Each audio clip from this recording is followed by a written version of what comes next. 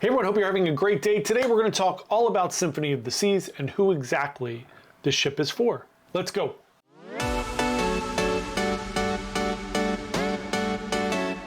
Hey everyone, John here from Byte Size Cruises. Welcome to our channel. If you're new here, thanks so much for coming to check us out.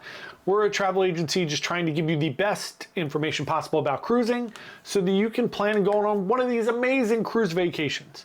So we recently sailed on the Symphony of the Seas. It was a 7-day cruise out of Bayonne, New Jersey, down to Florida and Bahamas. We had a wonderful time. And today we're going to tell you who we think this ship is for. It's one of my favorite videos to do.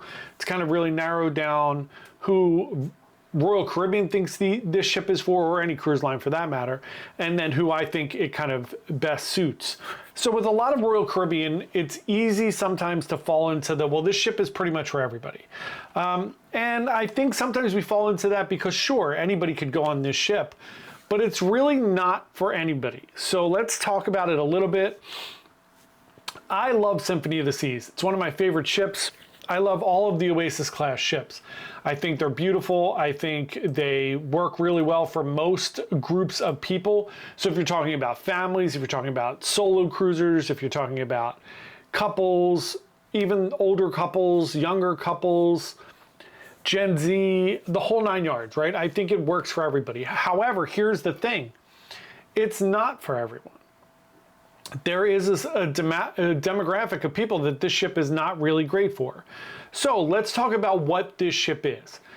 Generally speaking, anytime during the year you go on this ship, there are going to be a decent chunk of families, and families bring kids. So if you don't enjoy having a family type experience, this cruise, I mean Royal Caribbean in general, but specifically these larger ships with all of these things to do are generally not going to be for you. Now, there are a few caveats here. I don't love going on cruises with a lot of kids. So there are times of the year where you could go. There's going to be less kids. January, February, for instance, less kids. September, like mid-September, early October, less kids, right? School's right back in. You get those little seasons there where kids are going to be less likely, and then peak school seasons, right? If you know finals are coming up or anything like that, there will be less kids. There's still going to be kids. I was on there September 8th. There were still 600 people under 18 on board the ship. That's a lot considering school just started the week before. So if you're not into that family environment, this isn't for you. If you're looking for purely a romantic cruise that's going to hit beautiful islands where you're going to be able to immerse yourself into culture, not for you. Right? This is a large ship. It is limited to the places it can go. It's going to go to the more touristy spots. This is truly a ship where the ship can be the destination instead of where you're going. Now, we do go to Perfect Day on this cruise, which kind of is an extension of this ship family, enjoyable lifestyle. So again, I would say like if you're a couple and you want to be with just older, people that are above 21 that don't have kids and you just want to hang out, you want to drink a lot, enjoy yourself, do all those fun party things on the cruise, this isn't for you. You're going to head over to Virgin, right? If you are an older couple that gets annoyed by little kids, definitely not for you. If you have a decent amount of mobility issues, this is a giant cruise ship. So of course you could take a scooter, you could take a wheelchair, any of those things. However, it is going to be a little bit of a tough go for you on this ship because it is massive. It takes a long time to get from one end of the ship to the other.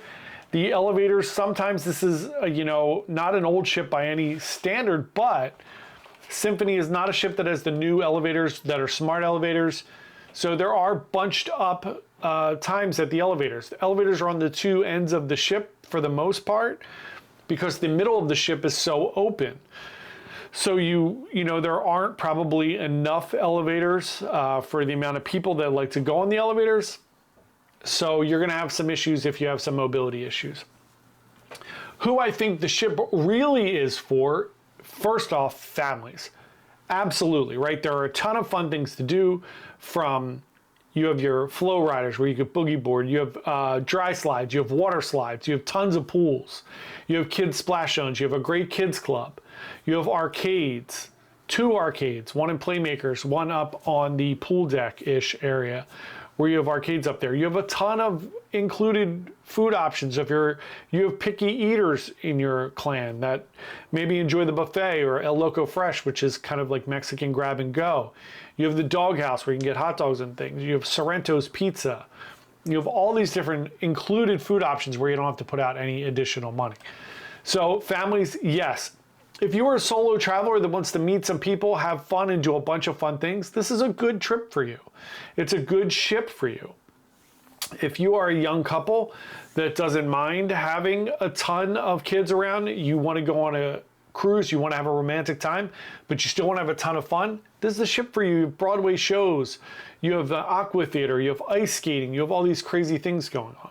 So even if you're a little bit older, I still think this ship is good for you if you enjoy all of those fun things. I'm in my 50s. I love to go to the ice skating show. I love to go to the Broadway shows. I love to go all around through Central Park. I love to watch all the people walking around doing all these fun things. There's karaoke bars, there's piano bars, so you're never going to be bored, and I love having a lot of options. So this is going to be great for you. If you're looking for a super peaceful, quiet, serene cruise, this is not going to be for you. So that's who I think this ship is for. Do you love the Oasis class cruise ships? Do you love Symphony of the Seas? Let me know in the comments below. Also, if you have a different opinion, if you think maybe, no, I think it is good for this, or I don't think it's good for this group of people, let us know in the comments below. We would love to hear your opinion on it. Thanks so much for watching. Again, we put out a brand new video on cruising every single day. Come join us. We would love to have you subscribe to our channel. If you found any value here, please share and like and subscribe. Thanks so much. We will see everybody tomorrow. Happy cruising. Bye.